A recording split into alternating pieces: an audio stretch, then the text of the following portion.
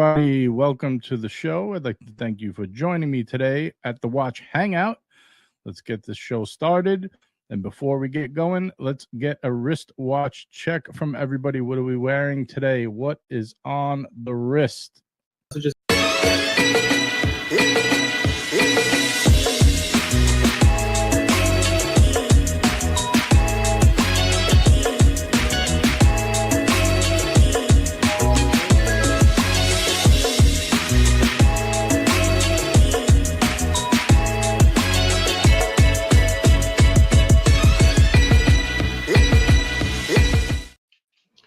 Yo, ho, ho, hello, hello. Hey. Welcome to the Sunday Fun Day at the Watch Hangout. I am your host tonight because JJ, looks like JJ took one for the team. He was under fire from some assassins, alleged Serbian assassins. So we hope JJ a speedy recovery, and we'll see when we get him back. We'll see when we get him back. I am joined tonight. At the moment, we've all somebody by Robert Wood and Nathaniel, the ghost of Yiddish Gambino. I am not wearing my hat tonight, gentlemen, but I had a long 2 days, and my head needs a breather. So. Before we get started, right from the red carpet, we are joined by Mitch. How you doing, Mitch? All right. So Mitch is back. The link is pinned for anybody else who wants to join us. We missed Friday's show, so we're going to get back on schedule today. Then we got Tuesday planned, I think, Robert. Probably a Wednesday, then Friday again. Don't know about a Monday show this week, but we'll see what we can do for you. In the meantime, why don't we get started with some wristwatch checks? Let's start with Robert Wood. So I threw this watch on Saturday afternoon, and it hasn't come off the wrist yet all weekend. The Tag Heuer Aqua Racer. It's so pretty. And we magically come back, and with another panelist, so we have Duco. So look at that. Hey, Duco. Let's keep checking the wristwatches with Mitch next. Mitch, what do you got? I got the old dropped iPad. But, that sounds like a cardiac crash. Dropping a watch. The dropped iPad made by cardiac. R.A. Hamilton, RAF, Khaki Aviation, Pioneer, Chrono, reissue from a watch they made for the RAF in the 1970s. Very nice, very nice. I don't know that I know much about that watch. We might get back to that in a bit, and let's go with Nathaniel. What do you got? Today I am wearing the chocolate sky dweller. Cool. Chocolate sky dweller. That sounds like a fetish. It is. Chocolat. The chocolate sky dweller. One of the top 8 that made it into the box and has not left. That's unfortunate. Duco, what do you got? We're in the Explorer 40. Oh, a day to wear the Explorer. I didn't think about wearing a GMT, so my bad. Close enough. Same concept. Duco, you need a haircut. You look like a mop. Actually, I have. Yeah, it's not. Yeah. He conditioned today. Yeah. You look like you've been fighting raccoon, actually. Some days you do, some days you don't, man. It's been a rainy day. And I have just the current Mr. G, the one watch rotation. People have seen it enough, don't need to pull it up there. Let's say hello to the chat. Now the chat, while we're going through and saying a brief hello, get on the other streams, the routine, let them know that the definitive live wristwatch show is on, and they should come join us. We will have a race tonight. I think we've got to catch up on 1 or 2 races this week. But I've been out, and we'll make sure we do that. So we got stuff on Baden from Germany. He is going to bed, but wishing us a good show. Thank you very much, Stefan. We got Jiggity in the house. Good evening, gentlemen. Our first super chat and race entry from Robert Wood, the gyrating grandpa and panelist. Happy Sunday Fun Day. Oh, did Mitch go black for anybody else? Yep, he's taking a break, I guess. I don't know. I think the iPad fell again. Once Mitch goes black, never comes back. Oh, Mitch, tell us you're okay, man. Let us know you're okay. it looks like he's trying to join with another device that's not joining either. So let's see what happens there. Good song. Good song. Thank you very much, Robert Wood, for the super chat and the race center. We got Nathaniel reminding everybody upvote now. We do appreciate those upvotes. They do help us out there. We got Skylar Santana waving hello in there. Mobster, hello, gents. Good to see you. Mobster may bring us some information about what happened to JJ and the alleged assassination plot by the Serbians. Mitch, you still have no video device connected. So we got Caliber White QG in the house. Hey, good to see Caliber. Mobster making a request. Duco, can you send eggs to JJ's P.O. box? The whole would actually appreciate them. If you would like to send anything to JJ's P.O. box, he will report you to the postal inspector if it is nasty, nappy, and or illegal. But it is available at Watch JJ P.O. Box 90264 Staten Island, New York 10309. Today would be a good day to pack up your favorite true GMTs and ship them off to JJ for a one-way ticket review.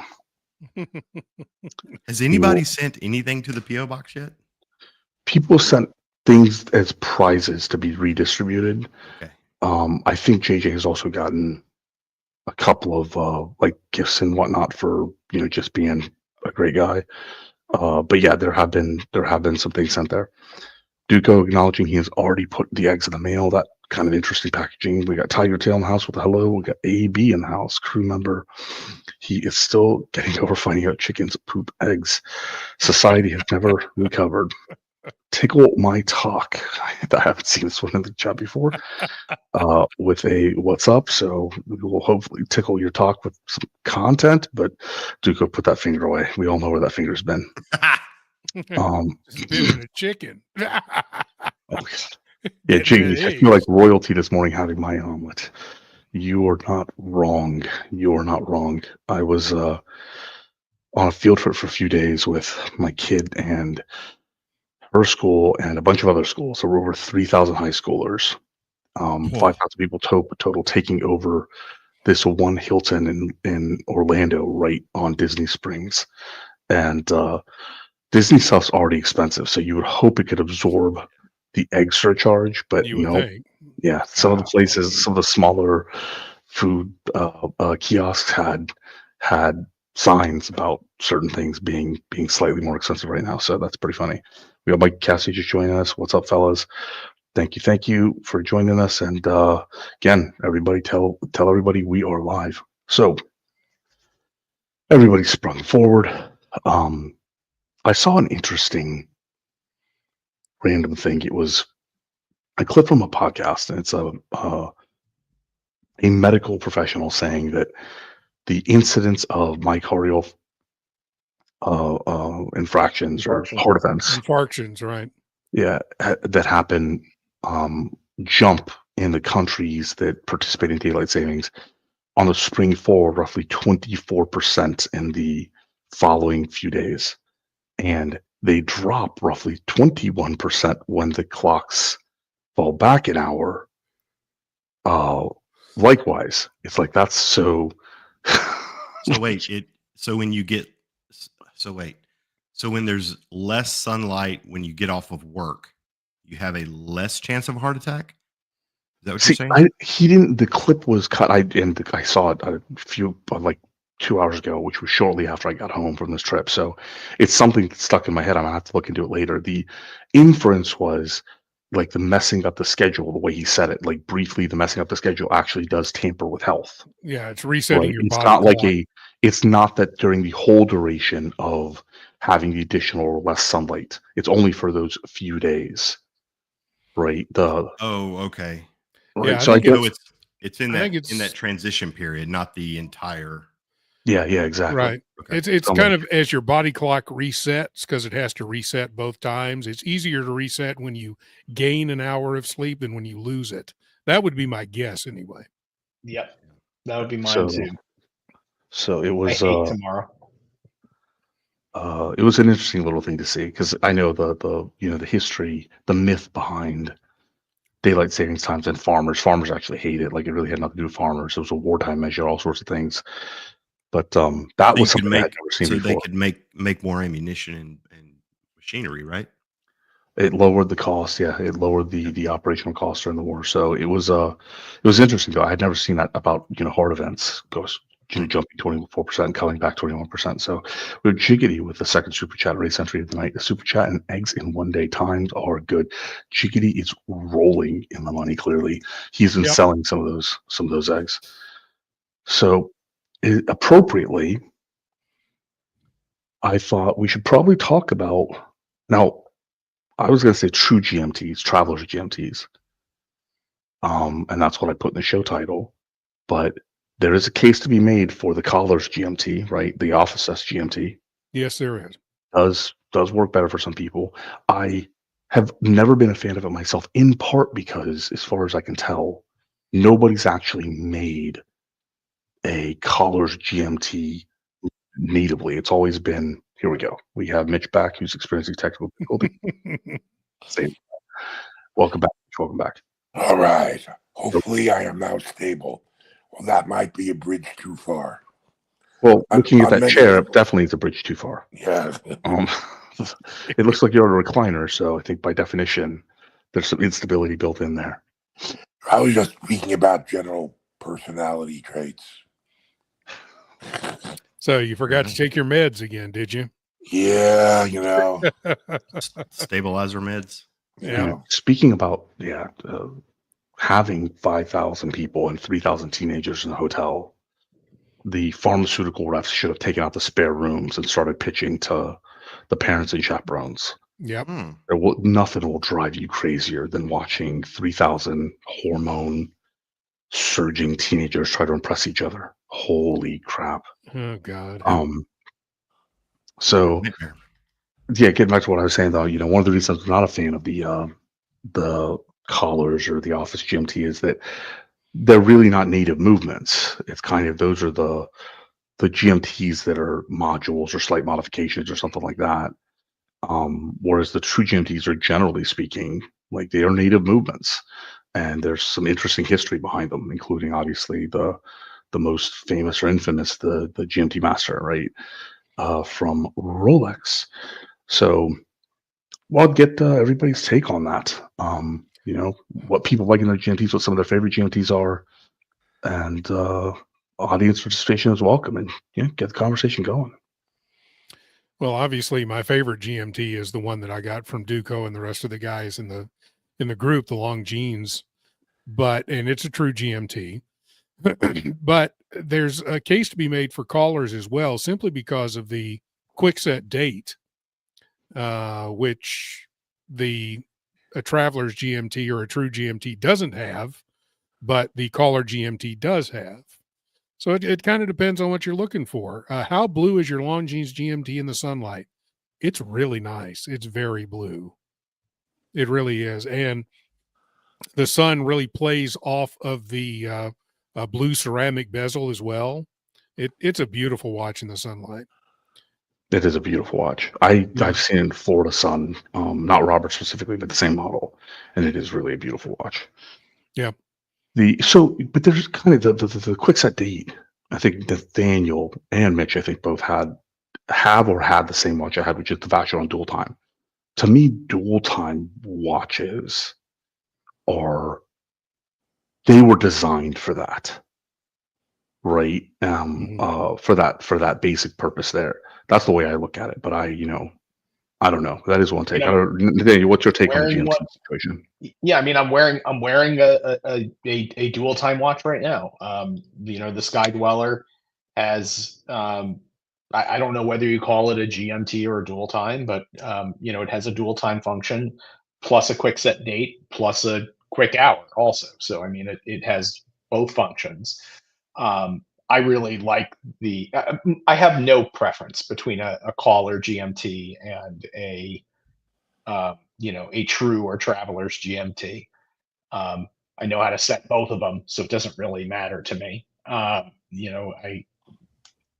could set them both to be, for when I'm traveling, and I could set them both for when I need to know, what time it is somewhere else before I'm making a phone call in the middle of the night to one of my family members across the Atlantic. Yeah, it's But not who about cares? knowing. It's not about knowing how to set them. For me, it was kind of a.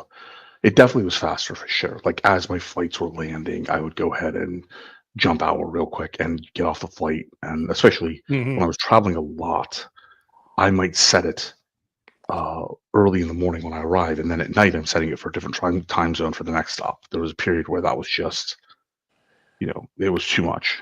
Yeah. So And that's the major advantage of that's why they call it a traveler's GMT or a true GMT, is because it's great for travelers. But, if you're not doing a lot of traveling, either one will work great. I think there's also a cost issue involved, because true GMT movements are obviously more costly than a collar GMT movement. now there is something it else. was I the also case suggest- until Go ahead, Nate. the Miyota came out. I'm sorry, yeah, until the Miyota True, 9 series, the came out. 9000, yeah. But it is still technically, the movement itself is still technically more expensive than, say, the NH34 or 4R34 from Seiko. So Sure, it's but still you can slightly still get- more. The gap is closed, but it's still a little bit more expensive. Right, but now, the reality is you can get a true GMT in a really nice watch with a very reliable Japanese movement for $500-$600. Yeah, those Seiko has basically taken the true GMT field and said, screw everybody else. Miyota's taking it. No, Miyota's the Seiko one has. No, Oh, Miyota's who Nathaniel is speaking about Miyota bringing the price point down. I'm Right. saying that Seiko has taken the true GMT market and said we have the tough as nails, like the Toyota baked-in V8 engine that will last you 35 years. Like they've done a remarkable job with the true GMT. Miyota has changed the price point by a solid 30% over the Seikos, right, and made it more accessible to a lot of other makers. Mhm. But the Seiko true GMTs are incredible workhorses. Yeah, well, the NH34 is a collar. Right. No, NH34 is, but Seiko offers just the fleet. Sure. Oh yeah, absolutely. They offer true GMTs as well. Yeah. Yeah, they offer just the fleet. So it was just more of a brand observation, because to me, I think all of my favorite true GMTs were Seikos at one point or another. Right? It's like basically Seiko or GMT Master 2, and there was really nothing else. I got a huge. Somebody did mention like the Master G graphics, which they still make one of, but they made a lot of varieties from JLC. I used to love those. Mhm. We have George Voorhees in the house. Thank you, George, for joining us. We have Doc Mick from Florida in the house. I don't know if Doc Mick in Florida says that for my benefit. Like, if you need Doc Ali to euthanize your ugly face, I'm available. I don't know. But Mitch, what's your take on GMTs? I'm going to throw something in here. Being a lefty who wears my watch on the right hand and who used to do an awful lot of international traveling, like, I never got off a damn airplane. I always appreciated GMTs that you could operate with pushers, like the old Ulysse Nardin. Oh man, yeah. And I sort of miss that. I don't think anyone is making them like that anymore. I'm sure there probably is, but yeah, Patek Patek travel time. Yeah, that's right. Mont Blanc makes one like that as well. The Heritage, I think. Yeah. We don't talk about Mont Blanc unless Marco's here.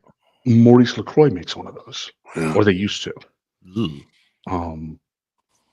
I'm trying to think of anybody else I could think of that makes. Make one. If you want a cheap, there's a Timex Quartz that uses a pusher. Okay. Those are about $150 or something like that. Yeah. I think So Seiko has one as well. That old Longines, right? They had a retrograde something, right? That had multiple pushers for quick adjust, the day and the hour. But I think that was discontinued quite some time ago at the point. But the UL dual times with the pushers were actually pretty swift looking watches. Yeah. Man, that's a throwback though. I haven't seen one of those ULs in forever. Yeah. Good call. I wonder, why did that go away? Do you think it's just a maintenance thing? Like they were expensive to service? Probably nobody bought them. Well, it is a UN.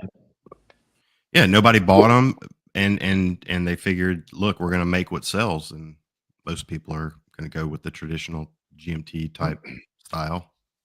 UN said they're going to make what sells, so they changed their name to Rolex. No, Yeah, but I didn't mean so much like UN, right? I didn't mean so much UN, but that style, like the pusher style, to me seems super, super convenient. Because everybody likes a Submariner that looks like that does other things. I mean, that's Batman and Pepsi. You said nothing wrong. I was just making a joke. Yeah. I didn't try to insult you, Doc Mac. Oh, I was insulting. Oh, I thought you were talking to me. I'm like, what? Oh no, no. I was insulting me, Doc Mac. I wasn't insulting you. We got Trap Vision in the house as well. Salutations. Hey, Trap. Yeah, I mean, I guess you're right. You're definitely the stylistically extra pushers. People hate that, which is the same reason they hate the Omega Warp. For me, extra pushers helps me try to justify 39mm watch. The extra pushers, though, in my brain, and maybe I'm the only one, but in my brain, when I see extra pushers, I think, don't get this anywhere near water. Yeah. Yeah. And when I see a GMT, just the Batman I'm thinking, okay, I can get this in water. Sure. Yeah. That's a fair assessment. I mean, I can't argue with that. Like, if you're not a watch person, you don't know which watches have the double plunger designs or anything like that. So the water decision. Now, another thing I like when I'm traveling is I actually do travel with 2 or 3 cigars. And our sponsor from Leaf Cigars, the Stogie Sampler, is offering a new pack of the Drew Estate Liga Privadas. The discount code is right on the page. I dropped the link. So Drew Estates is most famous for other types of cigars that are mixed with pipe tobacco and infused. But the Liga Privada is just a hit in the cigar industry. They managed to take a Connecticut broadleaf, wrapper, dark broadleaf wrapper. They have Brazilian binders. Then they have Cuban seed that was grown in Nicaraguan and Honduras soil as the fillers. A couple of different form factors, including very interesting Nasty Fritas in this package from Steve. You get $15 off. They generally sell out in most places. They're harder to find, not the hardest to find, but they are definitely harder to find cigars. This is, as everything that Steve has been bringing us, a good value. Everybody who has bought from Steve can attest he packages things very well. Often adds a personal touch. Often adds one of the house cigars from Leaf Cigars, which aren't bad either. So that is a new gift pack. And while you're there, if you're experimenting with cigars or just learning about them, the All-Star gift pack link up here, if you click on that has the stuff specific for the show. It also has a video introducing some of the options he has and coupon codes for other things that he offers, including 50% off of DuPont accessories. And he has the mild, medium, full samplers, the winter samplers, the Cigar Rights of America. This is all the family brands samplers. That's actually a tremendous value because you get some very good pieces from Padron and Oliva and Fuente and stuff like that. So definitely drop by. But I sincerely do I do like to take 2 or 3 stogies with me, sneak away, especially if I'm chaperoning. I got to sneak far away. And light up. So yep, Steve is awesome. We have a lot of clients of Steve Lee Cigars, the Stogie Sampler in the groups. We got Luca Betic Mark joining us, the 600 millimeters. No, 600 meters of water resistance. 600 millimeters. And he's got one that does that. I was going to say 600 millimeter water resistance. That's got to be the AP. Yeah. But please, I dropped the link. Please support our channel sponsor. And if you have later in the show, if you have any interest in cigars, that's always a topic I'm also willing to talk about. So back to the GMT. About 2 feet. Yeah, something like that. Yeah, it's a Daytona it's an old Daytona or a AP. Yeah, you can wash dishes with it, maybe. It would be funny. It would be kind of funny if Patek released a new revised documentation that said all of our watches are now only 600 millimeters water resistant. Yeah. That would be a nice touch. That's one way to not have to worry about warranty claims. Yeah, Sorry, Yep. we only go 2 feet. just So- mislead the public. Yep. So Luca Betic, because I see him, and we don't have intros like we have like they have over the franchise club, but I'm going to give Luca Betic a bit of an intro anyway. We're going to go take a look at what has he been cooking up for a second, because I've been surviving off of Metrex meal substitute bars for a few days, and Luca does this to torment me. So what do we got? What do we got? Breakfast, dear friend Muhammad Ali. This is it's from Mo Ali over there in the UK. Yeah. Also has some good plating, and Mo does have some. Yep, he's got that's on the orange shoes. That's the VC3, the 3-hander. That's right. He got his Pepsi. He didn't show his Moser in here. So this isn't one that's plated by Luca. Actually, Luca's plating looks better, even though that looks good. Is Luca's that plating looks lobster? better. I don't know. Actually, it doesn't look Okay. like that is lobster. That is lobster.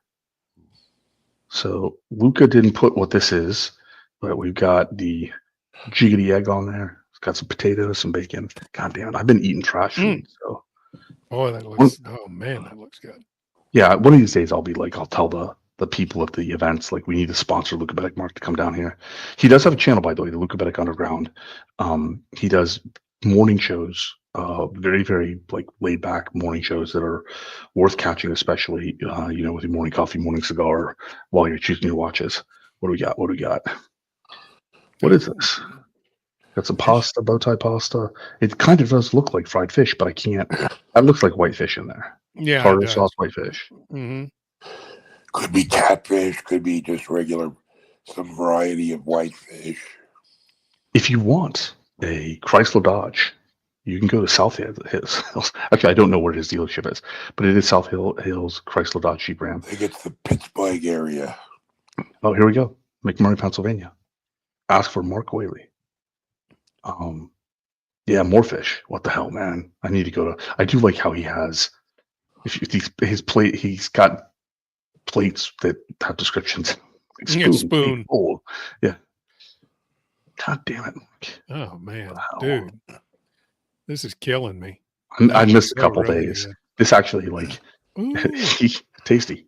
Whoa, is that like a shrimp etouffee? I don't know. So this is Luca Betic, guys. He's a wonderful gentleman. He's on Instagram as Luca Betic Mark, and he has his own channel as well. So, god damn it, I'm gonna get fucking high as hell and go consume some food. I'm gonna get high as hell and consume some food after the show. Okay. Ali's he's making a run for the border. With a name like Ali, I might not have to make a run. I might just have to make a phone call and say, "Come pick me up." Yeah, fair We point. got bipolar Bear Clooney in the chat with a super chat. You will never see a friend. This is a problem, guys. This is a problem. Allegedly, JJ has been kidnapped for a potential or an assassination attempt by some unnamed Serbians. So send money now, and we can afford a search party, and you don't have to listen to me host as often. We can get our boy JJ back. I don't know ransom. What's the ransom? Yeah.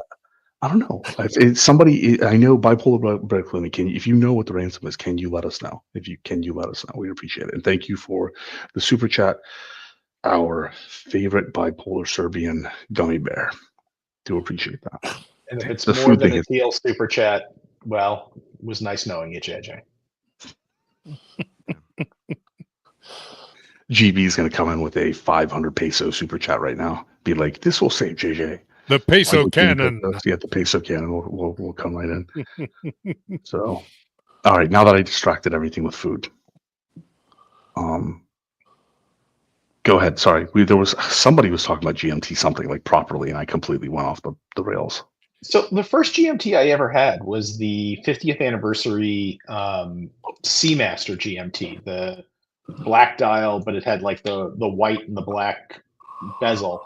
And that was based off of an ETA, maybe like a 2892. And I'm pretty sure that was a caller GMT, not a true GMT. And it was just a great GMT watch. I wouldn't have known caller GMT versus true GMT or anything else. It was just a great watch. So if it's got 2 time zones, it's good enough for me. Except for the 2 time zone watch I just bought, which is on its way back. Do tell. Oh no, I made a terrible decision to purchase. I must have mentioned GMT watches while I had my phone in my hand, because all of a sudden Facebook decided that it was going to be sending me GMT watches to purchase. It'll do that. It did. It listens. did. Yep, it did. And there was a very interesting looking Thomas Earnshaw that looked very similar to a really neat MB&F watch that I've. Oh yeah, that one. You've already sent it back. I did. It literally. I got it within 48 hours. The strap started curling up and bunching up like a cheap leather strap does, and the 2 time zones. So it was each time zone had its own full clock, and the minute hands were not in alignment. No, gosh. So I've already made my request. We'll see if they respond, and if they don't respond, how fast I call American Express. Yeah, that's a pretty cheap watch, though, right? How fast it wasn't American Express. It wasn't. No, it was a cheap watch. It was $270. Okay. But for $270, you should expect a watch to function. No, I agree, but yeah. By the way, should we be calling Duco, given his penchant for tight shirts, the Smedium legend? I'm just curious. Smedium legend. When I was a kid, my old man had a former By the way, student. this is an extra large. This is an extra large. You fill it out nicely, sexy boy. When I was a kid, my old man had a former student who would come visit on a regular basis, and he was like an amateur bodybuilder. He would compete down West Palm Beach. And one day he sat me down. I was, 7 years old. He says, if you want to become a bodybuilder, the secret is you start by buying a shirt that's 2 sizes too small for you. That is one way. Yeah. That's what we have. Trap Vision 3D with the generous $2 for the ransom collection plate. Thank you very much, Trap. Contributing to the, now we're going to rename this, thank courtesy of Lucha Betic Underground, $10. Thank you very much, Lucha Betic, for the super generous super chat. $10 for the JJ Liberation Fund. JJ Liberation. And Jen G chime in. You might summon GMT with that shirt. We got Uncle Mikey in the house. Hello, Uncle Mikey. Thank you, Trap Vision and Lucha Betic, for the generous super chats. Medium legend. Oh, dude. But now I'm screwed. I'm changing my name right now. There we go. Is that a Psycho Bunny shirt too? The Medium Legend Psycho Bunny? Yeah, I have like a 90. So I was gone for like quite a few solid days between life and this trip. Did the raccoon situation get worked out? Dude, yeah, but dude, I got COVID. Like I remember you were on your ass. Wednesday of it wasn't last week. It was dude, it's been a blur. Like it wasn't like the first COVID I had. Huh? You got COVID from the raccoon? No. I got COVID on Wednesday, and then my wife was screaming in the chicken coop on like a Friday night or something. And I'm like half out of it, and she comes running into the house, and she's like, "There's a coon in the coop," and I'm like, "What do you want me to do about it? It's like dark," and she's like, "Well, I want you to get it out." So I'm like, dude, I have fever. I'm like half out of it, like I'm woozy. So I go get a broom, and I'm like, I'm gonna film it, right? So I'm poking the raccoon in the chicken coop, and he just starts peeing everywhere. And I'm like, well, this isn't working. This is not how I thought this was going to go. I just wanted him to leave. Anyway, well, there we go. Terrible. Maybe I did. Yeah. So anyway, so I got the coon out. He did eventually leave. I didn't have to kill raccoon. him. You got the raccoon out. Please, we'd like to keep the show monetized. I don't understand. Okay, the raccoon. Thank you, sir. Sorry. You're from Louisiana, dude. People can interpret everybody calls them. Okay, raccoon. Sorry. Everybody calls them. Okay, raccoon. The raccoon. I got the raccoon out. So the raccoon gave you COVID, and Yes. because nobody warned you not to lick the raccoon. Well, Yes, dude, exactly. if I'm going to get COVID from a raccoon, it's better than getting like syphilis or something from raccoon. Let's be Yeah. honest. That's true, but Well, I didn't catch it Wait, from. wait. I don't know who I caught it from. Duco, that was a really quick and knowing that's true comment. I'm just saying. Yeah. So He's anyway, I caught It was COVID. like, yeah, at least I didn't get syphilis from a raccoon. And Duco's Yeah. like, man, you're Yo, telling me. Yeah, I can deal with COVID, but syphilis, that's going too far. Yep. So I caught COVID. I fought a raccoon in the chicken coop, and then I missed 3 or 4 shows, and then it was kind of a blur. And then my wife caught COVID. She's just now coming on the backside of it, which is bad because she's a CPA, and this is her. It's not a good season for. Yeah. I have my brother is an accountant, a corporate accountant. It's not a good season for them anyway. But I remember during COVID, when they were all working from home, when people got COVID, they have to go into the office or go like meet their clients and stuff. They weren't just like wearing masks; they were carrying like Lysol and holsters and stuff like that. Like people were really up and honest about it. We have Uncle Mikey with another generous super chat, $5. Thank you very much, Uncle Mikey. Hope everyone as well. Been heavy into the cigars lately, but working towards a new Tudor 39 Explorer this year. Dudes, the problem is when you have friends like Mo or Steve or Marco or SLC watch collector Muhammad Ali, Shadi, GS Superman, Uncle Mikey, you have these type of friends. Suddenly, like it's like with the watches, you're around these guys enough, and you start smoking sticks that are like they're moving up the economic ladder too fast. Yep. So he's not wrong. Thank you very much, Uncle Mikey, for contributing to the JJ Liberation Fund. Wait, what'd you just say, dude? Huh? Are raccoons mainly rabies and koala bear syphilis? There are exactly 3 words in that sentence spelled correctly. I'm going with, but okay. I'm not. Oh, did you see? He's having gummies. It's a gummy night for Mikey. Yep. What was it? What university or government agency? Somebody posted something like homeschoolers are bad, but they misspelled arithmetic. Huh? Somebody posted something on social media like homeschooling has all these disadvantages, but they misspelled arithmetic. And the homeschooling folks are like, well, maybe you shouldn't be telling us. Jiggity's another one. Yeah, Jiggity is another one of the guys who's been buying from Steve and moving up the cigar ranks. We got Papa Soto or Pedro Bermudez in the house. I think he said hello to Lucha early as well. There we go. Yeah. I can't tell. Pelling is hard. Pelly's hard. So actually, let me ask you guys this. You have true GMTs, you have collar GMTs. Some of you have no preferences. I definitely do. Where do dual times fall in that mix? Like to me, the use is a dual time and a true GMT. A collar GMT has no particular use. Like, but does anybody else look at it that way, or you look at dual times as a completely different use case? It's all the same for me. Yeah, same for me too. The only difference I would say with a dual time is sometimes if you're looking at a GMT and you get lost in all the hands and stuff, it's easier to look at that second little subdial that has a full time rather than that. And of course, Duco just uses his phone. I just like the That's watches. right. I just like the watches that are pretty. I wish I could have a gold one like Yiddish one day. I just look at my phone. I get off the plane and my phone goes, "Hey, I'm smart. I know how to pell." I could pell. Dude, there's a good argument to be made.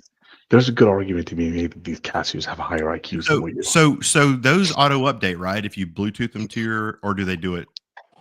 Either way. So I don't like the Bluetooth tethering on. So I set them to the atomic clock. They do auto update, but if you do Bluetooth them, they sync and auto update all day long. Yeah. So I mean, what are we talking? I mean, that's 1,000 times smarter than manually even quick set time or whatever, jump out. Sure, but I mean that's a completely different argument to be made. Like I wear my G-Shocks for a completely different purpose. Like I'm not like Marco where I say they have no soul or quartz watches have no soul. Like the soul's just different, but like the use case is completely different for me. And right yeah, now there's places and things that you're going to do in life that you do not want to have a traditional Swiss watch on. Yeah. And I mean, in that case, if you want a cheap Casio, that get the one with all the time zones on it. The gosh, I can't remember the number on that, but they're like $30. Is that the one with the whole square planet? one? Yeah, no, Yeah. It's got the it has world the map time in the zone. corner, and Yeah. I thought that was such a cool watch when I was a young kid. I have one. I love it. I think it's a fun little watch to have. And it puts the dot changes to whatever time zone you're looking at. Yeah. Well, and the world map does too. You can see the little time zones go across the world map. Yeah. Man, those are some whimsical memories. Like we're the generation that lived an 8-bit lifestyle, right? Now people are of the Apple Watch generation. It's completely different. But I still like the 8-bit lifestyle. Mm-hmm. But all right, so anybody have any watches we want to pull up? Anybody want to sell us on the GMT? There was almost no watch news. I mean, it's super dry because Watches and Wonders is just ready to go. Yeah. Oh my God. Have we seen these horrible renderings of supposed Rolex leaks? Has everybody seen these? No, what are they on Rolex forums? Yeah, let me go find some real quick. Well, they're an abomination, crime against humanity, and what makes it worse now is that AI. The problem is that you just said crime against humanity, and the chief counsel has stepped in to discuss this issue. How's everyone doing on this fine Sunday evening? All right. Fantastic. You're looking, what's going on? I was only gone for a few days. Why is Cap looking kind of sexy? What's happening? I'll tell you why. You're very observant, Ali. I fixed my my camera, my external camera. Yeah, you're looking even sexy on Saturday. Except it's not really fixed because now the settings in Logitech, that's ridiculous, right? I'm like an Oompa Loompa with an orange face. No, you look like you got a bit of a tan, but not an orange face. And you wear that shadow beautifully, dude. I don't know, man. So there's a G Hub. You guys ever heard of this? The Logitech G Hub. So that has all these different settings for color and, Yeah, that's what I use. Yeah. So I got to obviously fix it because I'm not George Hamilton. Okay. Let's be honest. Yeah, but Cap, you're looking very Rembrandt now. Oh, I don't have my fucking external microphone. No, but you have a watch. This is amateur hour. I do. Oh, he's one of the big guns. He's one of the big guns. The VC, baby. Shoes. Overseas. The blue shoes. I love this watch. Yeah, with the blue shoes. Blue chews. And you know what? The blue cheese with the blue cheese dressing. He doesn't get the reference. No, I missed it. What did he say? What did he say? He's just curious about the blue chews. Blue chews. The erection. You've never heard of blue shoes? Not in that context. No. Anyway, it's okay. They've been advertising nationally. A couple of guys got it. They thought it was. That's all that matters. Robert laughed. Nate laughed. That's all. Yeah. Mitch laughed. We know what brand they prefer.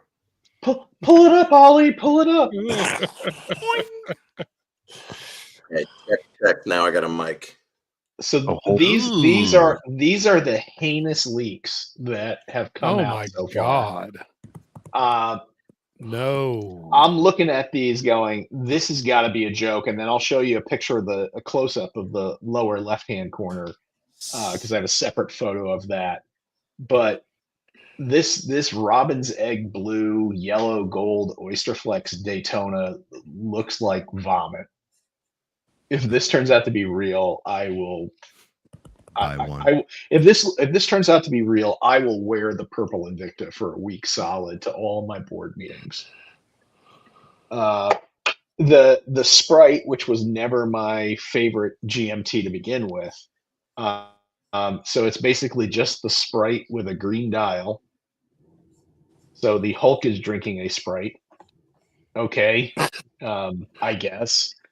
The gold Sky Dweller, solid gold Sky Dweller on Jubilee with a green dial. Allow me to say, big friggin' whoop-de-doo on that one. I could actually see that one maybe being a thing. Maybe. Yeah, hold on one second. I have a couple of other ones that I'm gonna try to open up.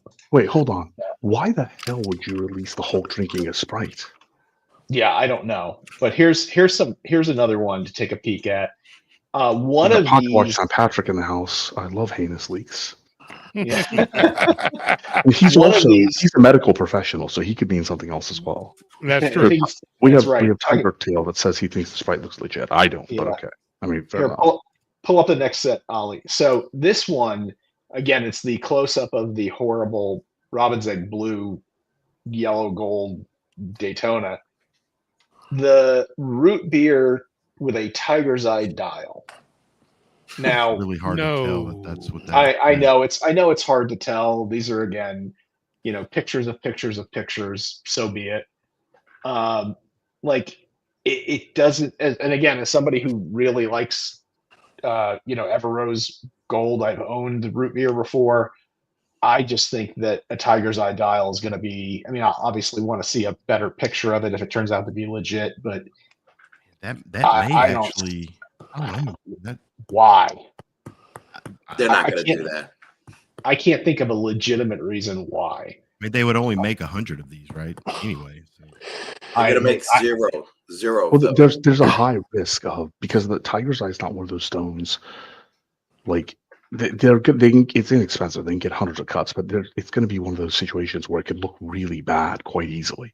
Mm-hmm. Sure. Like, don't risk it. Don't risk Yeah, it. I don't see it happening. Would they do meteorite, do you think, in any of those? That's the only thing I can see. That would look good. I have no idea. So, Ollie, pull up the last one. So you remember those three in the lower left-hand corner that looked like Right, I'm taking that away. No. Oh, what was that? no, put it up, man. God. This is what happens when the raccoon pees on you. This is what was in those This lines. is So what this is AI disgusting. and a raccoon get together with a Rolex core. What is that? That's like the. It's what a was that? combination. It looks like the oyster quartz. Oyster quartz, yeah. Had a baby with an explorer and a honeycomb dial, and it's allegedly called the Land Dweller. It pooped out this. Go It away. pooped out this. Yeah. So this is what's been making the rounds online today as the Rolex leaks. And I, for one, This is the worst leak I've ever seen. Like, look at that with no way. Like with the square honeycomb out. dial. But forget the honeycomb dial. Even the square out of like the Rolex or Pacific Land Dweller, like the square, the boxes around that. They hired the Vermont team. The land Yeah. dweller. Okay. Come on, man. Before we say that these are all fake and everything else like this, remember we sat here and commented and had probably 2 shows about how that advertisement for the platinum Cubitus clearly was a fake because the font true. of the- I didn't say it was True. a fake. A lot of The people I font didn't did. say it was a fake. number, Me neither, but yeah, the font of the number and the right side of the big date clearly wasn't the same font as the left and all of the other things. I am hoping. Yes, Anthony's absolutely correct. They did trademark Land Dweller. But and again, I'm a big fan of the oyster quartz. I've owned 2 oyster quartzes. I will own a third at some point just because I think they're very cool watches. And if there's a rare Rolex that exists, the oyster quartz is it. I mean, they made it from 78 to 2001 in a total of about 25,000 pieces amongst all the dial, all the metals, including a day date, precious metal version. So I'm a big fan of those. They wear great, but gee whiz, that just looks like an abomination. Okay. And So I want to go through the panel and get some votes on these. So, what did people feel? Yay or nay on the Robin's Egg Daytona Gold? Wait. Is it yay or nay that we like it, or yay or nay we think Rolex will release it? Yay or nay that you like it? The Rolex release it. Oh, I don't. Let's start from the top and just go down. Okay? Yeah, go for it. To make it easy, I'm going to say nay on this Robin's Egg, not Tiffany blue concoction of a Daytona. Yeah, I don't like Horrible. it. No, not my favorite. I don't even understand the color combo. Yeah, the colors just don't work. All right, so this is an 0 for 6. So hopefully this is real. What about the Hulk drinking a Sprite? no. 0. Absurd. Awful. Yeah. I mean, the big rumor was they were going to discontinue the Sprite, and now they're talking about this. No. No. Right, so Duco's on the fence. So this is an 0. I would have to see it. I don't like the Sprite. I don't like maybe if I saw it. What about the Sky Dweller green on gold? Yes. That's not bad. Yeah, plausible for sure. I wouldn't buy it. Yeah, But at least the color work. Colors work. It's definitely the Rolex thing to do. Yeah, it can work better than anything else on the screen. I mean, the fact that I would have thought this year, if they were going to do anything to revamp the Sky Dweller line, it would be to finally give us the platinum Sky Dweller on the Oyster bracelet with the ice blue dial. That would have been what I would have thought they would have done to upgrade. They gave us new Sky Dweller colors last year with the blue rose and the mint green. Please make this off of my screen. Make it go away. What are those? What are those next to that Sky Dweller? What are we looking? Those are the bracelet shot. Those are the bracelet choices for the Honeycomb. Land Dweller. Okay. Two sizes. There's a lady size and a man size. Okay. And this is an 0 and 6 too. Nobody likes this one. Right. But how about this? Will they? Well, probably not this year, but as Anthony said and Nate, they've trademarked the name Land Dweller, which is foreshadowing perhaps of something they have in the pipeline or they're thinking about, or they just wanted the name anyway and they're not going to do anything with it. Who really knows? But how plausible is that? A Land Dweller, a whole What the new. hell does that? But what does that even mean? I don't know, and it's up to you what it means. It's okay. A figment I get of the your Sky Dweller. I get the honestly, Sky Dweller. Honestly, it sounds like an insult.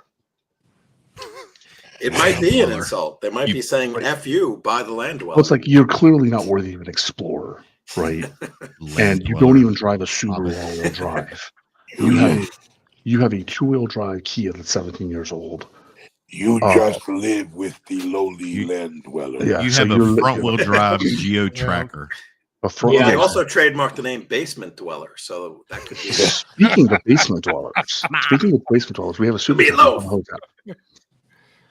$5 from Bubba Hotep. Pro tip: JJ needs to change safe houses every 72-96 hours. Send money now. It's not a cheap or easy endeavor. So speaking of basement dwellers, our friend JJ does need funds to protect himself from the alleged Serbian kidnapping assassination plot that has been hatched. So yeah, JJ is being the basement dweller, mom's basement, not Bubba Hotep. I think What is he Bubba going to Hotep, do? Kidnap him and make him a janitor at that motel he works at? What the hell? what's that song? Motel Hotel? No, I don't know. So thank you very much. Holiday Inn. Yeah, there we go. That's the song. Thank you very much, Bubba Hotep, for the generous super chat and always being there to support the channel and make fun of everybody ruthlessly. We have Duco with $5 for the JJ Uber Fund. The Uber Fund. He's gonna Uber from location to location. That's all I can afford, man. What are we talking about, man? Here, You know what? Raccoons. I'm going to say this. Thank you very much, Duco and Bubba Hotep. Yeah, I'm not a fan of the Land Dweller, although I will say I liked it much better when it was called the Tudor Royal. That is exactly what that watch looks like. That's terrible. I would actually rather the Tudor Royal than this. Yeah, no. Vamal wants to keep this conversation going. We have Vamal using a membership. Remember, you can get into the race. Not just with super chats, but you can buy a membership. You can use your member chat, and then we do choose some random people at the end as well if you want to get into the nightly race. Vamal, he was been a member for 7 months. Thank you very much, Vamal. Great show, guys. Will the Land Dweller replace the OP line, and will it get multiple color dials? Vamal, first of all, before we answer that question, in the chat, do you like what you see here as a potential Land Dweller leak? And then let's get the take from the panel. It's heinous. It is. The dial is just awful. And what does this have anything to do, other than the half explorer dial, to do with a land dweller anything? I mean, I could see them. Well, actually, I couldn't see them doing this, but if you put some kind of a rotating bezel with say a compass bezel on a regular explorer and call that the land dweller, I could see that. I mean, it would make more sense, but they're not going to do that. Watch. You know what? They're going to charge such a high price for it that you're not going to have enough money to buy an airplane ticket or go on a boat, so you're stuck being a land dweller. Great. It's a Patek 5226 from Rolex. Fantastic. The Vimal says he likes the design, but drop the numerals. I don't know if you can drop in the numerals. No, I'd say the opposite. I'd say they'd have to go full numerals. Full numerals. Yeah, Full I Arabs, actually would full say Arabs. I would say And then name it the Land drop King. Land King. Drop the honeycomb dial and the name. And again, if they want to go oyster quartz, kind of revival, I have no issue with that. Again, I'm a big fan of the oyster quartz. I'm a big fan of the dial here. Excuse me, of the dial markers on this. I hate everything else about this dial. The name land dweller implies some kind of field watch. Right. This isn't a field watch. No, they'd have to change the hands, make it Arabics, make it, Yes, like, it's a field watch with a 18 karat gold. The land dweller implies that Conor McGregor is on his yacht shouting at you, "You land dweller, you pleb." Yeah, like, it's not a luxury name. I'm sorry, it just isn't. If they were going to bring something like this back, bring the turnograph. Give me that. Yeah, I thought about that too. I would take that over this. 41 millimeter turnograph in the Datejust model. I could sell like hotcakes. I don't know if it would sell like hotcakes, but I think it would at least be interesting. And I disagree with Tiger Tail's comment about, everybody praises the 1908. I don't think anybody's praising the 1908. Secondary market's not praising the 1908. There's a 1908 sitting in the case at Mayer's in Boca Raton right now. If anybody wants to go get it, it's just a renamed. What was Cellini. Cellini. Yeah. And I like the Cellini a hell of a lot better than the 1908. Other than the open case back. I hope they redesign the whole thing. Yeah, the 1908 is basically a Cellini with a Rolex Prince open case back. That's all it is. In fact, I'd rather have a Rolex Prince with a shaped movement open case back for $9,000. We have an update from Bipolar Medical. The ransom begins with one set of dentures, one Yugo, and one real Daytona. Send money now. So here's the thing. I know roughly, because of my father, how much dentures cost. I know roughly what a Daytona costs, but I had to look up what a Yugo might cost us, and it's not much. Oh, they weren't much brand new. Dude, they weren't much brand new. And who is this idiot that bought one for $4,750? That is a $500 car. How much is that $500 car? I mean, those things were like what? $1,800 new, brand new. And I know somebody who bought one day for $1,800, and as they were pulling out the lot, the little thing that you used to roll down the window fell off in his hand. It looks like those cars that I remember from Top Gear that Jeremy Clarkson would always drive in that had like the 3 wheels, and he'd always drive it and it'd just like tip over randomly. Yeah. Hey, if you get a land dweller, this is what you can afford to drive, ladies and gentlemen. Vimal's not helping the case here. He's making me nervous. The land dweller is identical to the literal elements of the trademark petition for Rolex. That also could mean that somebody read the trademark petition and created the rendering. I mean, hopefully. We have Design Atelier saying greetings from Dubai. So he's not in Aruba tonight. No. Dubai. I really do hope that this is completely fake, but I'm glad I brought it to you. The confused investor turns over plastic sticks on Yugo. They just use those signaling sticks from the runways. Mm. Well, also let the record reflect that Rolex also has trademarked the names Space Dweller and Oystermatic. So who knows what we're going to really get? Let's ask OpenAI. See what. No, let's not. Let's not. Oyster what? Oystermatic. Dramatic. Hey man, you never know. I think that's just a consultant they hired who had, the outside counsel said we need to trademark More things. Well, Yeah. a name like Oystermatic, it sounds like they trademarked that back in the 60s or 50s, which I think is when they trademarked Space Dweller, wasn't it? Back in the 60s, maybe early 70s. Yeah, Space Dweller's been around for a long time, but I never heard Oystermatic. Yeah. Oystermatic to me sounds like a bad Red Lobster deal. Yeah, if I remember right, the Space Dweller was the only time they ever used Space Dweller was a Japanese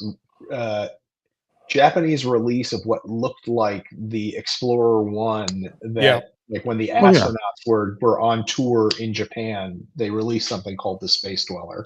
Yeah, I remember that. And that was early 70s, I think. I believe that maybe it was in the 60s, but I think it was more early 70s, maybe. Yeah, they originally trademarked Space Dweller, and they've kept the trademark active since '66. So who knows? That was probably when they were fighting with Omega, because they started going to space, so they figured they needed a space type name. So Bob's watch has a Space Dweller guide, but yeah, I mean this has been around for ages. I'm very distracted by Duco with his flock of seagulls haircut today. I'm just saying. There's something, there's something going on. Dude, I was taking a nap, and my hair was wet, and then I don't know what to do, man. What do y'all want me to do? My shirt's too tight, my hair's floppy. You know what you should do? You should go run so far away. You know what's funny about this thing was Duco. Some people get COVID and they get like long COVID symptoms, or they lose their sense of taste for a while. My hair gets floppy. Duco lose a sense of taste. Duco became insecure suddenly. I'm not insecure. I'm just like the third. I don't. You know what? You're right. Stop being a bitch. All right. We'll have to. Yeah, Roy Jr. for the JJ Rescue Fund, $5. Thank you very much, Roy Jr. What watch do you wear while getting a raccoon out of a chicken coop? Dude, I was so out of it. I have no idea if I had anything on. I may not even have had pants on, to be honest with you. I don't remember. It was like a blur. And then I woke up a couple of days later and I went, I recorded this. Let me send it to the group. I remember you sent me a brief recording of yourself from the emergency room, dude. I was like, this is not good. No, it wasn't the ER. I was at the local clinic. It was like you didn't look good. You were not happy. Dude, I was like, he was at the local clinic getting rid of his raccoon syphilis. I was getting my rabies. Yeah. Wearing a land dweller. Land dweller. Thank you very much, Roy Jr., for the generous donation to the JJ Rescue Fund. We have Nerdwood Swag saying hello to the group, and we have Bill D with another super chat. $2 from Bill D. No more Omega Moon watches. God, I wish that was the case. Oh my God, it's killing me. All you're gonna do, you know what, Bill? Just for that, you're getting 80 more moon watches. We are. It's never gonna stop. No. Nope. Never gonna stop until people stop buying them. That's a couple of them. What Nate just said. I have 3. I tried to gift one away this weekend. It didn't work. They chose the watch or the gift? No, they took the gift, but not the moon swatch. So I'm still stuck with 3. I'll whittle that down. But now people want the 1965 iteration, right? The Ed Shite. They're gonna sell them. And if they come out with the Wittenauer, if they actually, I wonder if they'll do that, right? The X, the Rolex one, the X. In that 3 set, I wonder if they're going to release that. Would they dare to do that? Yeah, I don't know. I mean, how many plastic watches can you release for $300 and still get 1 million people to buy them? But like you said, if people are buying them, can you blame them? It's helping. It's probably saving the Swatch Group as we speak. The last couple of years. No argument there. I mean, look, when we were in Switzerland, my daughter got the Mission I don't remember which one it was. It was one of the. It was like the teal blue one. So I guess that's Neptune. Maybe I'm not exactly I sure.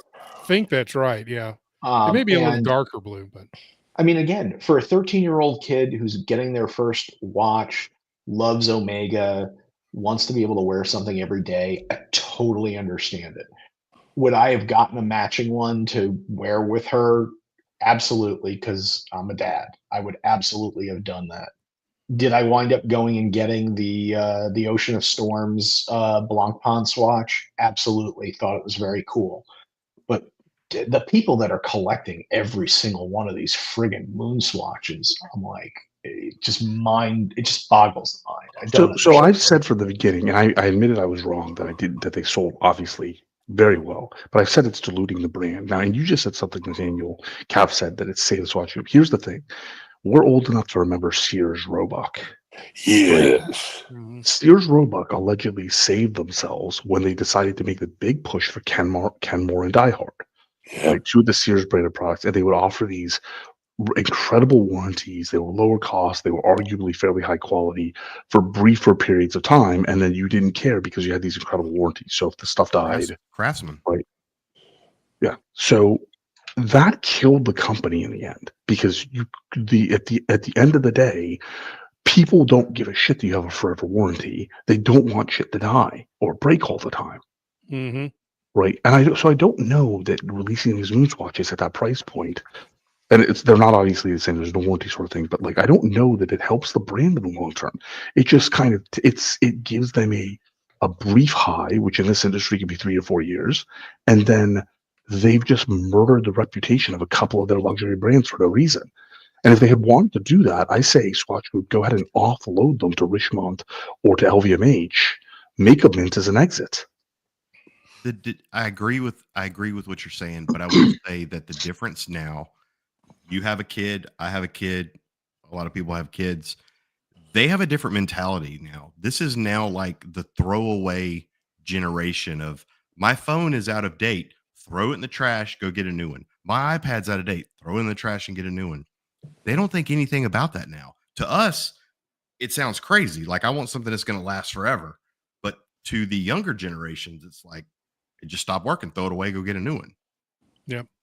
Well, Yeah, Nobody fixes anything anymore. They Nope. yeah, No, but that's Ollie's point is different, right? Ollie, you're saying yeah. they're destroying the actual Speedmaster itself, Brand. the brand, and the $7,000 or So $8,000. let's think about it this way, Duco. Let's put it watch. this way: if you Throw it away, get another $200 one. Don't get the $8,000 one. like But a are kid, they really destroying the brand? Are they? I mean, are sales? I'm I don't asking. know. Are Not sales? yet, down? not the yet. sales Sales are down so all over the place, though. exactly. So you But you the can't make a first determination yet.